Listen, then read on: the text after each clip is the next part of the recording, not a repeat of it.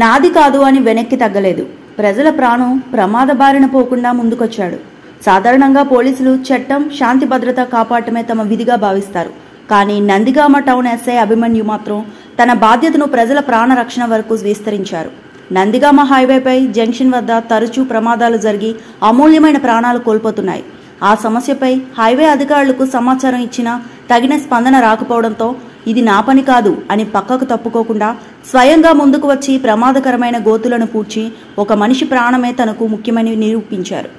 ఈ దృశ్యం చూసిన ప్రజలు ఇకనైనా హైవే అధికారులు మేల్కొని రోడ్డు భద్రతా ప్రమాణాలు పాటించి విజయవాడ హైదరాబాద్ హైవేలో నందిగామపై జంక్షన్ వద్ద ప్రమాదకర గోతులను పూర్తిగా సరిచేయాలని డిమాండ్ చేశారు.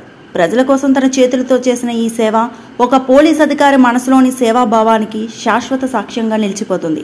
మనందరం అభిమన్యుకు సెల్యూట్ చేద్దాం.